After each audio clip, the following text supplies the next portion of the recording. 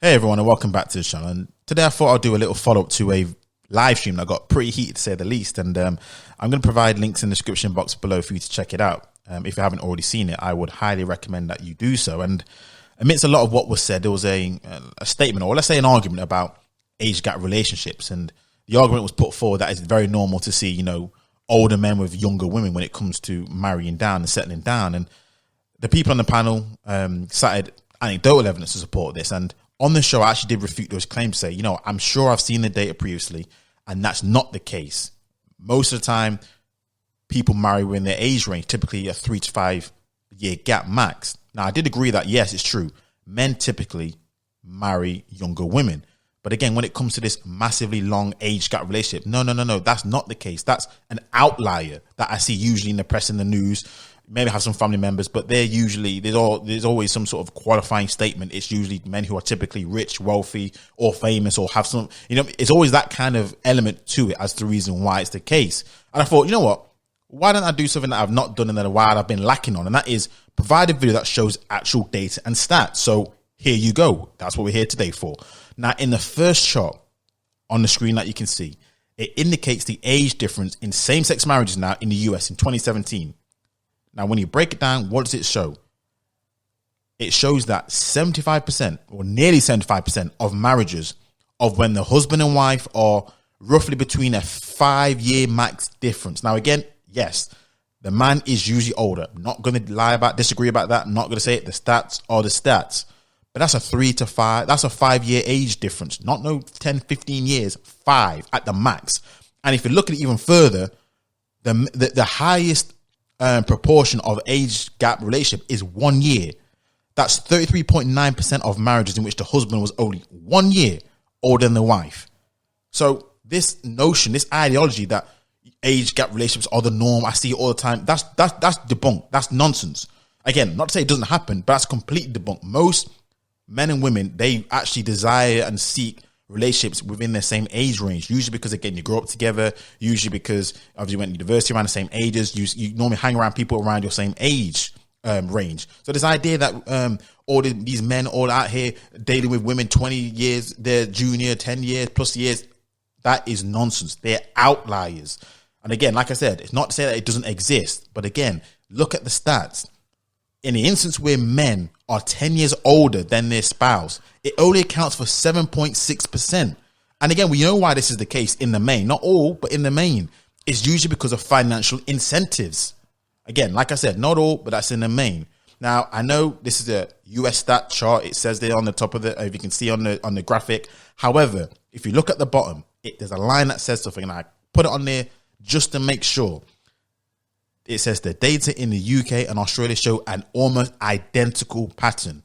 So it's not something that's just only US driven. It's not something this is something which seems to be North America, UK and Australia, which is, again, that covers pretty much a lot of the known Western world. So can we please stop with this noise about age gap relationship? It's just not the norm. It isn't, please.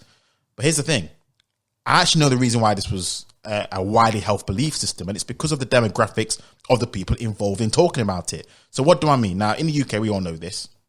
We have two main groups of black folks, Caribbeans and Africans. Now, it's the African side. This is the side which seems to be coming with this belief system, because that's what it seems their culture has brought into their value system, at least when it comes over to the UK. And a lot of their children seem to hold these belief systems, even if we look at the data and we can look at it right now globally, it does not support that.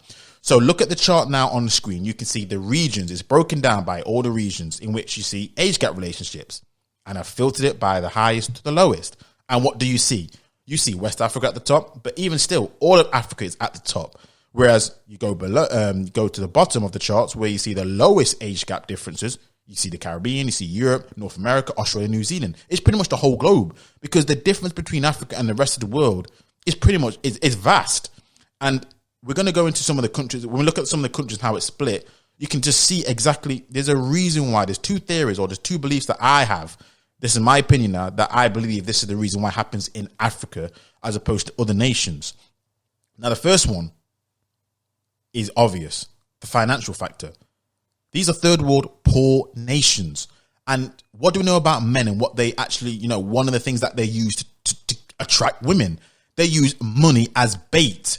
power, and wealth. And this is something that happens in the first world as well. Let's not make it out like it's something new.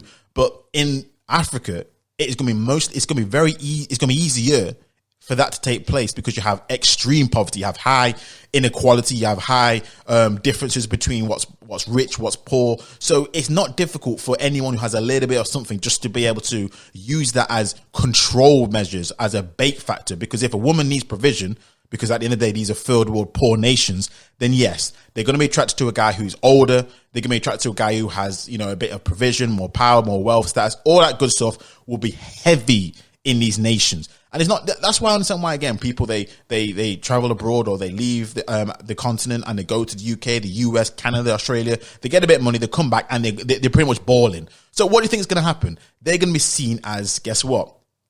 Attractive to the opposite sex for marriage. That's what they do. That's what happens. Come on now, let's keep it real. Let's not act as if it's some sort of, oh yes, that's the norm. We all know what it's about. It's because of the financial disparity that takes place in those nations. Whereas in the Western world, that ain't happening like that. You're not seeing situations where you have high inequalities like that, where women are just pretty much hand to mouth and they actually need guys for food and shelter and all this kind of. It doesn't happen like that. Now, I'm not saying that women still don't want provision and stuff, but it's no way near the kind of levels that you see. Therefore, it's no shock to me as to why I see the nations displayed here and the reasons why. So number one, and the biggest one for me, is the financial factor. Now, the second one is these are all my belief system, is culture/religion. I'm going to heavily emphasize the religion aspect, because when you look at these nations at the top, Gambia, Burkina Faso, Senegal, all these nations here, they are high Islamic populations, very, very heavily Muslim dominated areas. And what do we know about a lot of Islamic culture, traditions? I know how their religion infuses with their culture. Now, depending on what type of Muslim you are and how you interpret the Quran, girls as young as like 12 can actually get married. And of course, it's to older men. Now, correct me if I'm wrong now, but as long as they have they've had their menstrual cycle, they've had their first period, they are actually classed as a woman, because that means they can have children. Now, this was a practice that was done in Europe in the medieval period, obviously, because people were living shorter. So you had women, they called them women like 12 years old, 11 years old if they had their menstrual cycle.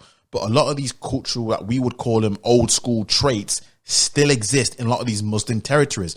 And I'm not even going to talk about the abuse, and I'll talk about the trafficking and how a lot of these girls get actually abused and used because of that fact. But I'm not going to go into that. But there's a heavy influence on their religion when it comes to the age gap relationship. We just have to keep it real. This is not a usual thing what happens in the rest of the globe. It's just not transferable. It seems to be only a subsection and a segment of the globe, particularly in Africa, and even in Africa, certain segments of African nations. And these are the reasons why I believe it is what it is. So I just wanted to clear this up. I thought I just had to provide this video with some stats, some evidence. So please, can we stop saying this whole nonsense about age gap relationships being the norm? It's not the norm. It's not the norm here where I am. It's not the norm throughout the Caribbean, throughout Central America, South America, North America, even in Asia, which I thought would be a lot of the norm. It's not. It's only the norm in certain segments of the African population, and that's only them. That's all I wanted to say. That's all I wanted to hit you with. Let me know your thoughts on this issue. Until next time, I'm out.